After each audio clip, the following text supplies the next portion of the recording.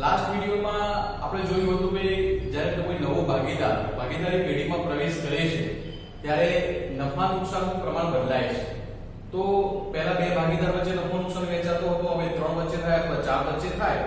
તો એ સંજોગોમાં નવું પ્રમાણ કેમનું શોધવું એના દાખલા જોયા હતા. હવે વિદ્યાર્થી મિત્રો, જ્યારે ભાગીદારી પેઢીમાં નવો ભાગીદાર પ્રવેશ કરતો હોય ત્યારે બીજી ઘણી બાબતોને અસર કરે છે. કેટલીક હિસાબી બાબતો આપણે પરથી જોવી પડે. એમાં નો એક ટોપિક છે પાઘડી. કે જ્યારે કોઈ ભાગીદાર ભાગીદારી પેઢીમાં પ્રવેશ કરે છે ત્યારે પાઘડીની હિસાબી અસર આપવી પડે. તો પ્રશ્ન તમને એમ થાય છે પાઘડીની હિસાબી અસર એટલે શું? તો પહેલા હું પાઘડી વિશે સમજાવું. પાઘડી એ શું છે? તો ધંધાની પ્રતિષ્ઠા મૂલ્ય દર્શાવતી અદ્રશ્ય મિલકત છે કે જે ભાગીદારી પેઢી પહેલા ચાલતી હતી એમાં જે ભાગીદારોએ કામ કર્યું છે અને એના આધારે એની ખાસ પ્રકારની પ્રતિષ્ઠા, બીજી પેઢીઓ કરતા નફો કમાવાની ક્ષમતા, આ બધું સારું હતું. એના કારણે એ ધંધાની ગુડવિલ એટલે કે પાઘડી બીજા એના જેવા ધંધાઓ કરતા કેવી છે? વધારે છે. જનરલી કેવું હોય કે જ્યારે કોઈ ન્યુ એડમિશન નવો ભાગીદાર પેઢીમાં પ્રવેશ કરતો હોય તો એને પ્રવેશ કરવા માટે મૂડી આપવી પડે. એટલે આપણે એ મૂડી નક્કી કરવા માટે શું કરતા કે પેઢીની ચોખ્ખી મિલકત ગુણ્યા નફાનો એનો ભાગ. જનરલી આવું હોય કે પેઢીની ચોખ્ખી મિલકત તો 10 લાખની હોય અને એ ભાગીદારને 1/5 ભાગનો નફો લેવો હોય તો 10 લાખ ગુણ્યા 1/5. એટલે જનરલી નક્કી થતું કે એ ભાગીદારે પોતાની મૂડી પેટે 2 લાખ રૂપિયા લાવવાના રહેશે.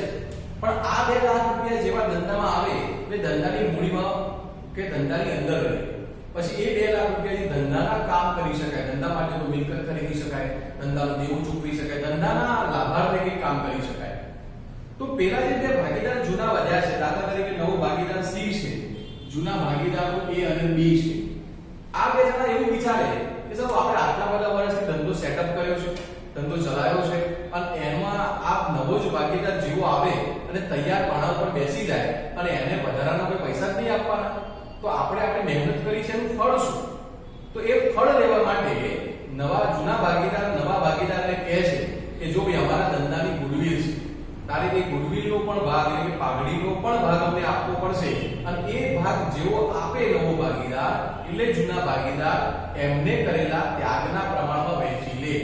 હવે એ નવા ભાગીદારે મૂડી ઉપરાંત જે રકમ લાવવાની થાય એ રકમ કેટલી લાવવાની થાય પાઘડી પેટે એ નક્કી કરવા માટે એ લોકો પેઢીની નવી પાઘડી નક્કી કરે.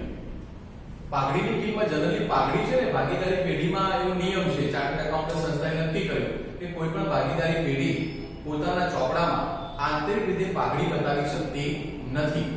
હવે વાત કરીએ કે નવા ભાગીદારે પાઘડી પેઢે રકમ કેટલી લાવવાની એ નક્કી કરવા માટે એ લોકો પાઘડીનું મૂલ્યાંકન કરે. મૂલ્યાંકન કરવા માટે આપણે આગળના ચેપ્ટરમાં શીખી ચૂક્યા છીએ. સાદી સરેરાશ નફાની થાય, અધિક સરેરાશ નફાની થાય, અધિક નફાની થાય, મૂડીકૃત નફાની થાય, અધિક નફાને મૂડીકૃત કરવાની પદ્ધતિની થાય. ઘણી બધી રીતે પાઘડીનું મૂલ્યાંકન કરી શકાય.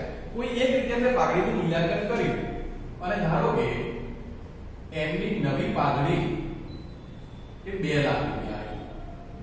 ગણતરી કરવાના અંતે હવે એમની પેઢીની પાઘડી 2 લાખ છે તો જૂના ભાગીદાર નવા ભાગીદારને એમ કહે છે કે જો આ 2 લાખ રૂપિયામાં તારે જે નફાનો હિસ્સો લેવાનો છે 1/5, તો 2 લાખના 1/5 કરો 40,000 રૂપિયા થાય. આ 40,000 રૂપિયા તારે અમને આપવાના અને એ રૂપિયા ધંધામાં નહીં રહે. આ જેવા 40,000 રૂપિયા નવો ભાગીદાર આપે એટલે જૂના ભાગીદાર એ અને બી એ રકમ પોતાના ઘરે લઈ જશે. પોતાના અંગત ઉપયોગ માટે જે કરવું એ કરે, ધંધામાં એની કોઈ અસર રહે નહીં. આ એ અને બી કેવી રીતે લઈ જશે?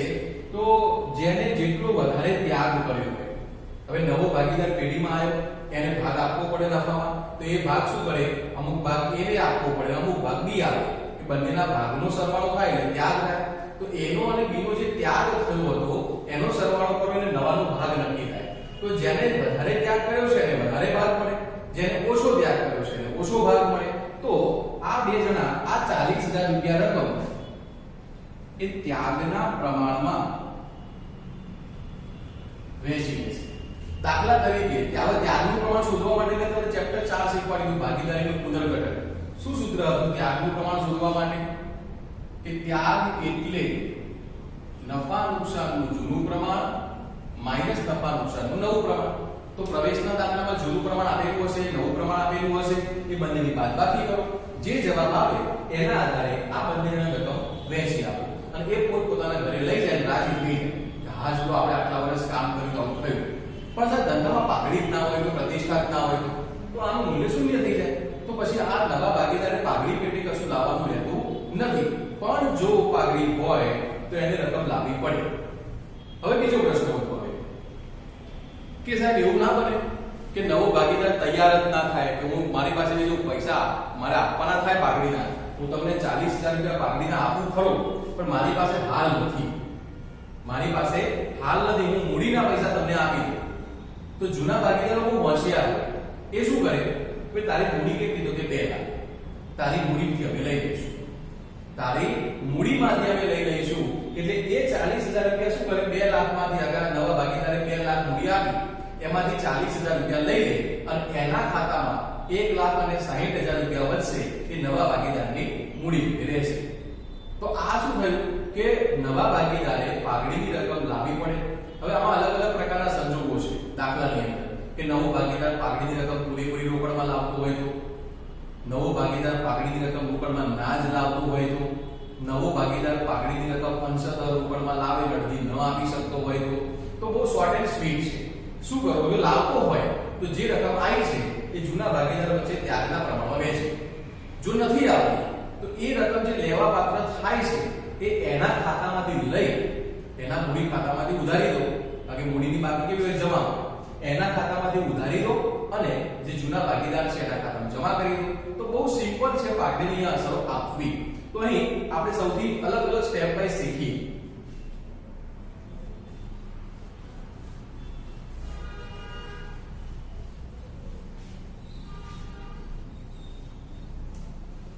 કારણ કે નવો ભાગીદાર પેઢીમાં પ્રવેશ કરતો હોય એટલે આ નાની બાબતો બધી ભેગી થાય ને એક મોટો દાખલો 8 માર્ક્સનો તૈયાર થાય. હવે મેં વાત કરીએ કે પાઘડીની ગણતરી કેવી રીતે કરાય. તો સૌથી પહેલું સ્ટેપ 1,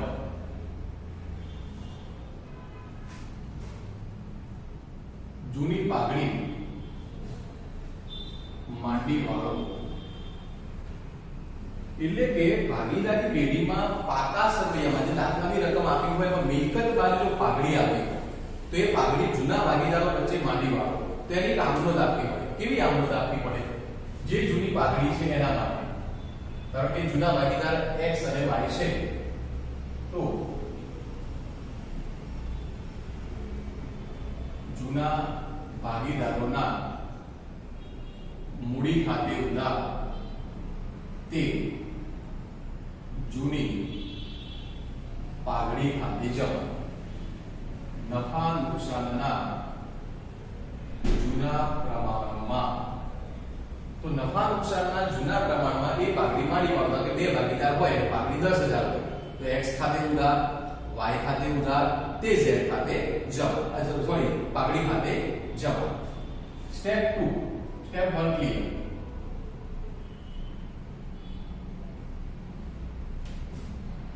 નવા ભાગીદારે લાવેલ પાઘડીની રકમ નોંધ. હવે નવા ભાગીદારે પાઘડી પેટેથી રોકડ લાવ્યો છે એવું દાખલામાં આપેલું હોય કે આટલા રૂપિયા પાઘડી પેટે લાવ્યો. હવે જે લાવ્યો છે એ સફિશિયન્ટ છે કે કેમ એ ચેક કરવું પડે. તો નવા ભાગીદારે પાઘડીની રકમ કેટલી લાવવાની?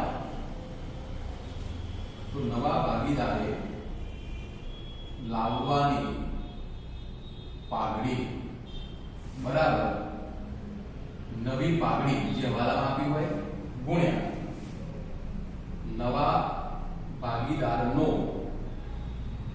નફામાં ભાગ. નવો ભાગીદાર પેઢીમાં 1/5 ભાગીદારોને પ્રવેશ લે છે. હવાલામાં પાઘડીની નવી રકમ આપી છે 4 લાખ રૂપિયા. તો અહીંયા 4 લાખ ગુણ્યા 1/5 એટલે 80,000 થાય. તો ઘણી વખત દાખલા શું કીધું હોય કે નવો ભાગીદાર તેના ભાગની પાઘડી રોકડમાં લાવશે. તો એનો ભાગની પાઘડી કેટલી થાય નક્કી કરવું હોય તો હવાલામાં આપેલી નવી પાઘડી ગુણ્યા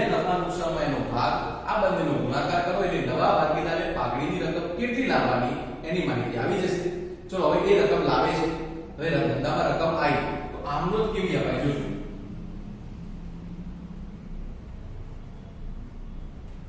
રોકડ ખાતે ઉધાર તે પાઘડીના પ્રીમિયમ ખાતે.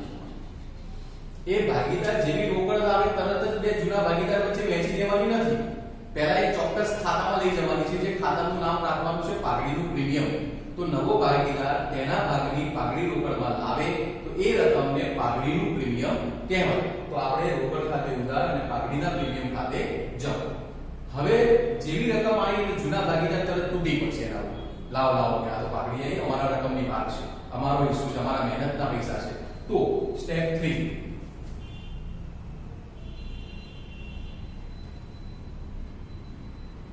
પાઘડીના પ્રીમિયમની વહેંચણી. પાઘડીનું પ્રીમિયમ છે એ જૂના ભાગીદારો વચ્ચે વહેંચી લો. તો કયા પ્રમાણમાં વહેંચી? તો ત્યાગના પ્રમાણમાં. ખાસ ધ્યાન રાખજો. એટલે અહીં એ વહેંચણી કેવી થાય કે આ જે પાઘડીનું પ્રીમિયમ જમા થયું છે એને ઉધાર કરો તો એની આમ નોંધ થાય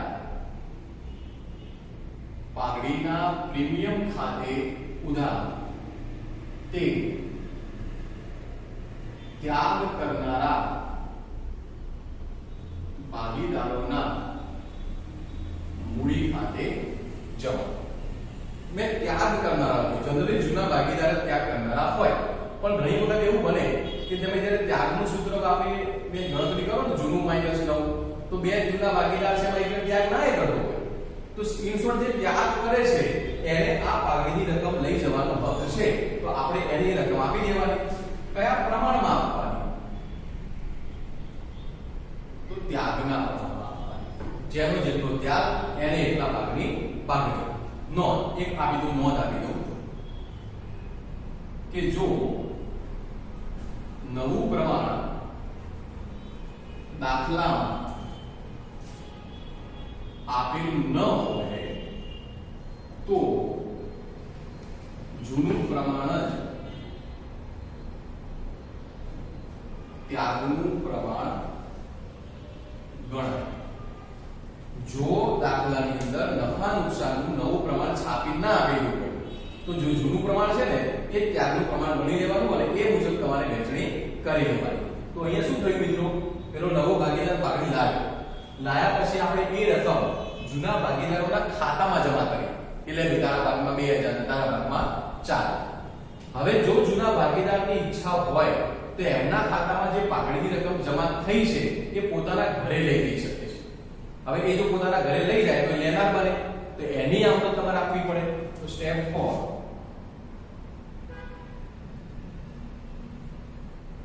જૂના ભાગીદારો પાઘડીની રકમ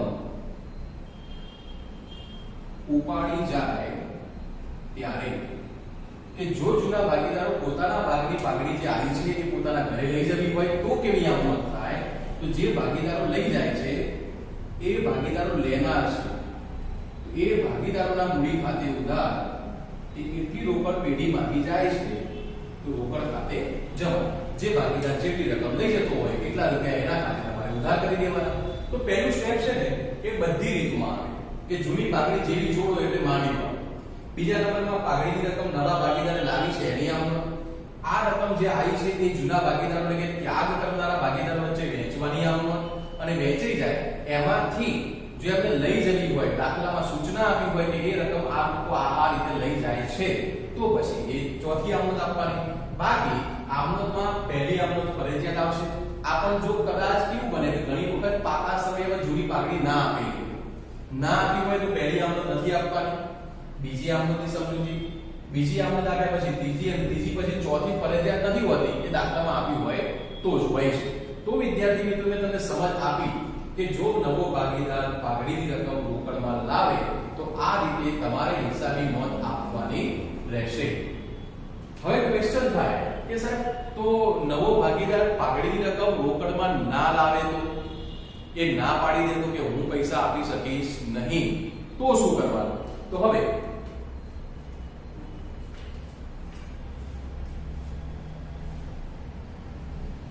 આ આમનોંધના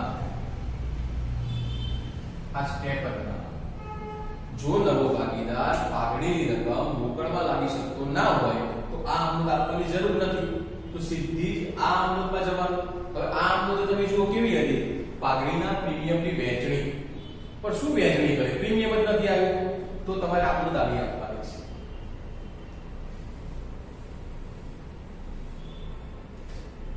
તો સીધું સ્ટેપ 2 આ થઈ જશે. આપણે ગણતરી કરવાની કે નવા ભાગીદારે પાઘડીની રકમ કેટલી લાવવાની છે એની ગણતરી કરવાની, અને એમાંથી એક પણ રૂપિયો લાવ્યો નથી તો એ બધી જ રકમ એના ખાતે ઉધારવાની, એના ખાતામાંથી લઈ લેવાની. એટલે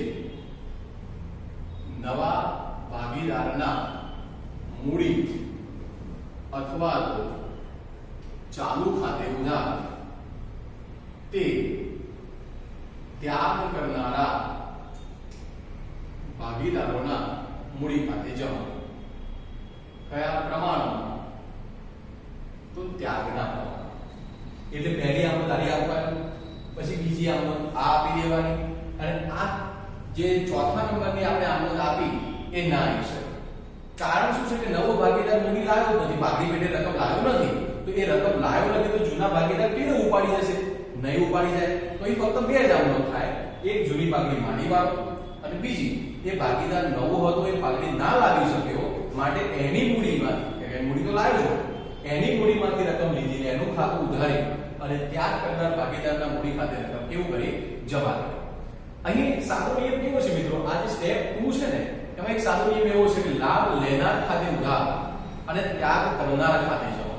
લાભ લેવો એટલે શું કે નવો ભાગીદાર આવ્યો એટલે નફામાં ભાગ મળ્યો એટલે એને લાભ થયો, એ લાભ લેનાર છે એના ખાતામાં પાઘડીની રકમ ઉધાર કરવાની, જે ભાગીદાર ત્યાગ કરે છે એના ખાતામાં જમા કરવાની. પણ ઘણી વખત એવું બને કે જૂના ભાગીદારો છે 3, નવો ભાગીદાર આવે તો લાભ લેનારો છે. હવે દાખલાની અંદર તમને નફા નુકસાનનું પ્રમાણ એવું આપેલું હોય કે જો તમે ત્યાગનું સૂત્ર વાપરો છો જૂનું માઈનસ નવું, તો કોઈ જૂનો ભાગીદાર છે ને એને પણ પહેલા કરતા વધારે નફો મળ્યો, એટલે એ પણ શું થયો? લાભ લેનારો થયો. નવો તો લાભ લેનાર હોય જ, પણ જૂના ભાગીદારને પણ કદાચ લાભ થઈ જાય તો એને પણ પાઘડીની રકમ લાવવી પડે, એને પણ લાવવી પડે. એટલે અહીંયા આપણે જે નવા ભાગીદારનું મૂડી કે ચાલુ ખાતું ઉધાર્યું છે એની નીચે જે જૂનો ભાગીદાર લાભ લેનારો છે એના પણ ચાલુ ખાતે કે મૂડી ખાતે ઉધાર કરવું પડે, અને જે ત્યાગ કરે છે એના ખાતે રકમ કેવી કરવી પડે? જમા કરવી પડે. તો આ બે વસ્તુ બહુ મહત્વની હતી.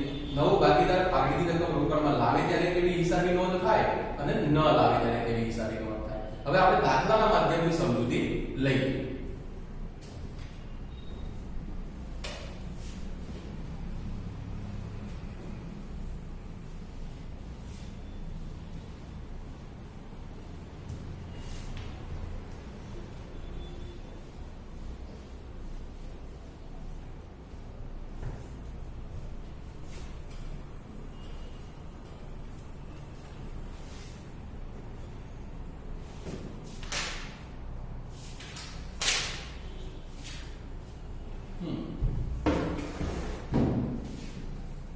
તો વિદ્યાર્થી મિત્રો આપણે સ્વાધ્યાયની અંદર સ્વાધ્યાય 5 માં પ્રશ્ન 4 એનો દાખલા નંબર 1 જોવા જોઈ રહ્યા છીએ. તો રકમ તમે સ્ક્રીન ઉપર જોઈ રહ્યા છો. રકમ જોજો. A અને B ત્રણ જે પહેલા પ્રમાણમાં નફો નુકસાન વહેંચતા ભાગીદાર છે, C ને 1/5 ભાગે નવા ભાગીદાર તરીકે પ્રવેશ આપે. C મૂડી પેટે 80000 રૂપિયા, C તેના ભાગની પ્રમાણસર પાઘડી A અને B ને અંગત રીતે આપે છે. C ના પ્રવેશ પહેલા A અને B ના ચોપડે પાઘડીની રકમ 25000 રૂપિયા હતી. હવે આ જે રકમ તમે સ્ક્રીન ઉપર જોઈએ એમાં એક વાક્ય આવ્યું કે નવો ભાગીદાર પોતાના ભાગની પાઘડી A અને B ને અંગત રીતે આપે છે, એટલે એના ગેરહાજરી આપી દે છે. ધંધામાં બતાવતો નથી, તો પેલા બે ભાગીદાર તૈયાર છે તો એની કોઈ હિસાબી નોંધ ના હોય કે જ્યારે કોઈ ભાગીદાર ખાનગી રીતે જૂના ભાગીદારને પાઘડીની રકમ આપી દે ત્યારે. હા, પણ અહીંયા એક નોંધ છે કે તમે દાખલાની માહિતી તરફ ગૌણ કરજો. નફા નુકસાનનું જૂનું પ્રમાણ A અને B વચ્ચેનું 3/2. C નો નફો, નવો ભાગીદાર છે, નફો કેટલો છે? 1/5. પછી પેઢીના ચોપડે C મૂડી પેઢે કેટલા લાવે છે? તો C ની મૂડી, નવો ભાગીદાર મૂડી પેઢી. મૂડી અને પાઘડીની રકમ બે અલગ અલગ હોય. મૂડી પેટે 80000 લાવે છે. સી તેના ભાગની પાઘડી એ અને બી ને અંગત રીતે આપે છે. હવે અહીં દાખલાની અંદર ભાગીદાર પાઘડીની રકમ અંગત રીતે આપી દે છે. દાખલામાં એ શું હતું, જૂની પાઘડી તમને આપી છે તો કે હા એ અને બી ના ચોપડે પાઘડી ખાતું 25000 થી દર્શાવેલું છે. મતલબ એવો થયો કે એમના પાકા સરવૈયામાં જૂની પાઘડી 25000 રૂપિયા આપેલી છે. હવે તમે પેલા સ્ટેપ નહીં આપો કે કોઈ પણ આમોદ આપ્યો તો પહેલું સ્ટેપ જૂની પાઘડી માંડી વાળો. તો જૂની પાઘડી માંડી વાળવા માટે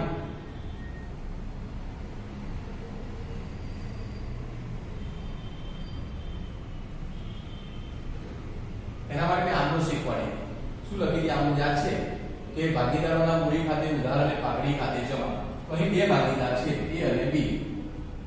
તો એ નામના ભાગીદારના મૂડી ખાતે ઉધાર બી છે તો બી ના મૂડી ખાતે ઉધાર તે જે જૂની પાઘડી છે, જૂની શબ્દ લખાય નહીં પણ તમારે સમજૂતી માટે લખો છો, તે પાઘડી ખાતે જમા. કેટલા રૂપિયાની પાઘડી છે? 25000 રૂપિયાની. કયા પ્રમાણમાં? તો કે જૂના પ્રમાણમાં. જૂનું પ્રમાણ શું છે વિદ્યાર્થી મિત્રો? 3:2. તો 25000 ગુણ્યા 3 પંચમાંશ 15000. 25000 ગુણ્યા 2 પંચમાંશ એટલે 10000. તો આ એક જ આવડત આવશે. કેમ કે નવો ભાગીદાર પાઘડીની રકમ પેઢીમાં રોકડમાં લાવતો નથી, બારોબાર ભાગીદારને આપી દે છે, માટે એની કોઈ નોંધ આવે નહીં. હવે આપણે બીજા દાખલામાં જઈએ.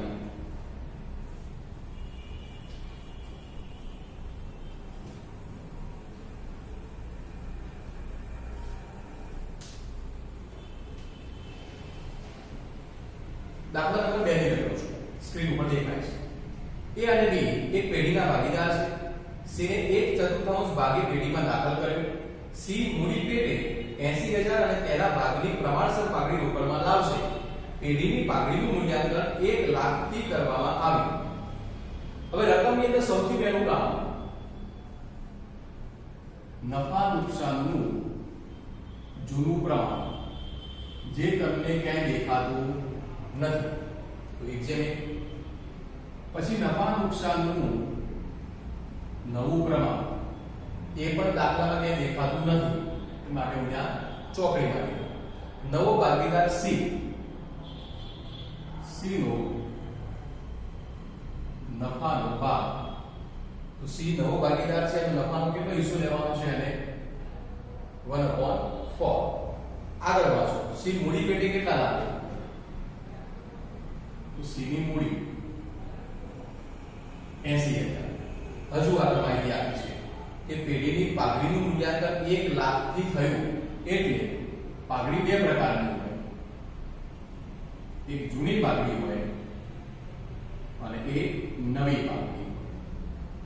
તો દાખલામાં જૂની પાઘડી એટલે કે પેઢીના ચોપડે આટલા રૂપિયાની પાઘડી દર્શાવેલી હતી, આવું કંઈ કીધું નથી, ખાલી નવી પાઘડી કીધી કે 1 લાખ રૂપિયા.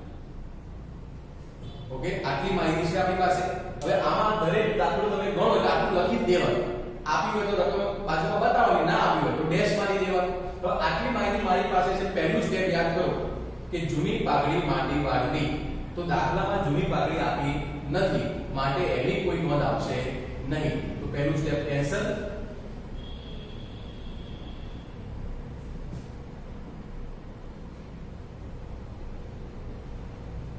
આ તમારી સમજૂતી માટે હો, બાકી નવનીતમાં શબ્દ ના દેખાય તમને. તો જૂની પાઘડી માની વાળ શું માની વાળ આવી જ નથી. તો અચ્છા, સ્ટેપ 2. સ્ટેપ 2 જુઓ તો નવા ભાગીદારે લાવે પાઘડીનું પ્રીમિયમ. નવો ભાગીદાર તેના ભાગની પાઘડી કેટલી લાવ્યો છે એ તમે નોંધો. તો દાખલામાં એવું કીધું છે પ્રમાણસર લાવે છે તો પણ કેટલી લાવે છે ને કીધું નથી. તો એ નક્કી કરવા માટે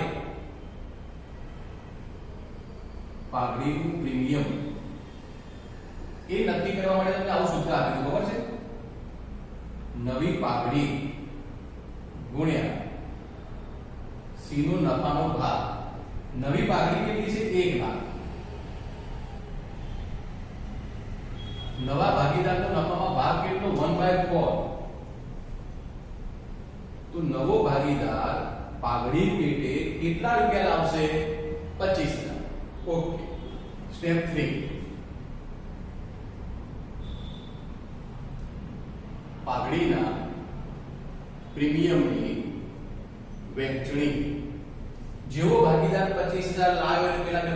મૂકવી પડશે એના ઉપર. હવે એ રકમ એટલે કે આ રકમ 25000 કોણ લઈ જાય તો કે જૂના ભાગીદાર કોણ? A અને B. કયા પ્રમાણમાં લઈ જાય? તો ત્યાગના પ્રમાણમાં. એટલે દાખલામાં ત્યાગનું પ્રમાણ ક્યાંય આપ્યું નથી, આપણે શોધવું પડે. શોધવા માટે મેં કીધું છે નોંધ લખાઈ કે જો દાખલામાં નફા નુકસાનનું નવું પ્રમાણ છાપીને ન આપેલું હોય તો જૂનું પ્રમાણ ત્યાગનું પ્રમાણ ગણાય. તો જૂનું પ્રમાણ 1:1 છે એ ત્યાગનું ગણીએ. અચ્છા, હવે વાત કરીએ વહેંચણી. તો નવો ભાગીદાર 25000 રૂપિયા લાવ્યો છે, એની આમનોંધ તો આપણે આપી નહીં, એટલે એની આમનોંધ આપી દઈએ. તો એની આમનોંધ થાય રોકડ ખાતે ઉધાર તે પાવડીના પ્રીમિયમ ખાતે. આ 25000 લાવ્યો છે એની નોંધ થઈ ગઈ. હવે ત્રીજા સ્ટેપમાં પાવડીના પ્રીમિયમની વહેંચણી કરી દઈએ. તો આ જે ખાતું જમા છે એને ઉધાર કરી દો. પાવડીના પ્રીમિયમ ખાતે ઉધાર તે ત્યાગ કરનારા બે જૂના ભાગીદાર છે, A અને B. તો A ના મૂડી ખાતે અને B ના મૂડી ખાતે. આ 25000 રૂપિયા અહીંથી લાવી દીધા આપણે. હવે જૂનું પ્રમાણ 1:1. 12500. જો નવું પ્રમાણ છાપીને આપ્યું હોત તો આપણે ગણતરી કરવી પડે કે ત્યાગનું કેટલું, જૂનું માઈનસ નવું કરીને લાવીએ તો. એટલે અહીંયા બધી ચોથું સ્ટેપ મેં જે સમજાવ્યું લખાયું કે જૂના ભાગીદાર એમની જે રકમ મળી છે એમાંથી પોતાના ઘરે રકમ લઈ જવા માંગતા હોય તો, પણ દાખલામાં કીધું હોય તો આમનોંધ આવે, બાકી અહીંયા કોઈ આમનોંધ આપવાની નથી. તો જૂની પાઘડી નહોતી, ના માંડી પાડી. નવી પાઘડી લાવ્યો, કેટલી લાવવાની એ ગણતરી કરી લીધી, એની આમનોંધ આપી અને એ રકમ જૂના ભાગીદાર વચ્ચે આપણે વહેંચી દીધી.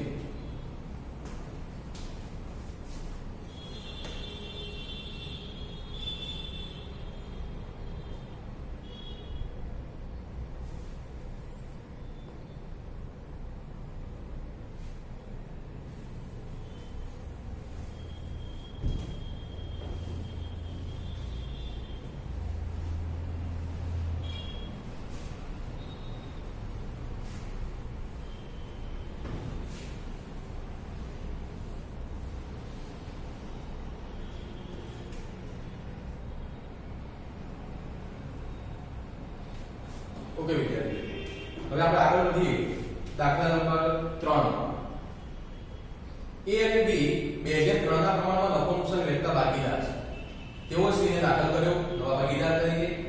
C તેના ભાગની પાઘડી અને મૂડી પેટે અનુક્રમે 40000 અને 60000 લાવે છે. C તેના પ્રવેશ વખતે A અને B ને પાકા સમયમાં પાઘડીની રકમ 30000 થી દર્શાવેલી છે. ત્રણેય ભાગીદારનું નવું પ્રમાણ 3:5:2 છે. અહીં તો દાખલા અંદર હું તમને ફક્ત પાઘડીની સમજ આપું છું. નવા ભાગીદારની મૂડીની શું નોંધ કરવાની એ આપણે આગળ શીખીશું, પણ હાલ આ દાખલાઓમાં એ મુજબ નથી શીખવું આપણે. તો સૌથી પહેલા તમે કોઈ દાખલો ગણતા હોય ત્યારે બે પ્રમાણ, નફા નુકસાનનું જૂનું પ્રમાણ કેટલું છે અને નવું પ્રમાણ કેટલું છે. એક આ નોંધ, જૂનું નવું. પછી દાખલામાં જૂની પાઘડી કેટલી છે, નવી પાઘડી કેટલી છે. આ બે વસ્તુ મારે ખાસ જોઈએ. તો જો દાખલા તમે શોધશો ને તો જૂનું પ્રમાણ તમને બે ભાગીદાર વચ્ચે આપ્યું છે 2:3. નવું પ્રમાણ સૌથી છેલ્લે આપ્યું છે 3:5:2. તો આ A થયો, આ B થયો, આ C થયો અને આ કોના વચ્ચે હતું? A અને B વચ્ચે હતું. હજુ આગળ જૂની પાઘડી, નવી પાઘડી. તો જૂની પાઘડીમાં શું કહે છે તમને? C ના પ્રવેશ વખતે A અને B ના પાકા સર્વેમાં પાઘડી 30000 થી દર્શાવેલી હતી. તો 30000 થી દર્શાવેલી હતી આ પાઘડી. આ 30 લખી દીધા. નવી પાઘડી દાખલામાં ક્યાંય આપી નથી. હવે નવા ભાગીદારે લાવેલી બે રકમ છે. હવે જુઓ બીજી લાઈનમાં બીજું વાક્ય છે એમાં કે C તેના ભાગની પાઘડી અને મૂડી પેટે 40000 અને 60000 લાવે છે. તો C ની પાઘડી પેટે કેટલા લાવે છે અને મૂડી પેટે કેટલા લાવે? તો 40000 અને 60000 આટલા રૂપિયા લાવે છે. ઓકે, સારું. પહેલી આપણો શું હોય? જૂની પાઘડી માની. તો પહેલી જૂની પાઘડી માંડી વાળો. આ છે ને આખા દાખલા તમને એક હવાલામાં આવશે, મોટા દાખલા બનશું ત્યારે, એટલા માટે આપણે લખું છું અહીંયા. તો જૂની પાઘડી કોણ માંડી વાળે? એ અને બી ના ખાતામાં. તો હંમેશા યાદ રાખવાનું, એ ના મૂડી ખાતે ઉધાર, બી ના મૂડી ખાતે ઉધાર, તે જે જૂની પાઘડી છે એ જૂની પાઘડી ખાતે જમા. જૂની પાઘડીની રકમ કેટલા રૂપિયા? 20,000 રૂપિયા. જૂની પાઘડી જૂના પ્રમાણમાં માંડી વળે. જૂનું પ્રમાણ શું છે? સોરી 2/3. તો 2/3 માં માંડી વાળીએ તો આના ભાગમાં જશે 12,000, આના ભાગમાં જશે 18,000. જૂની પાઘડી ગઈ. બીજું સ્ટેપ શું હોય? તો કે નવા ભાગીદારે લાવેલ પાઘડીનું પ્રીમિયમ નોંધો. તો બીજા સ્ટેપમાં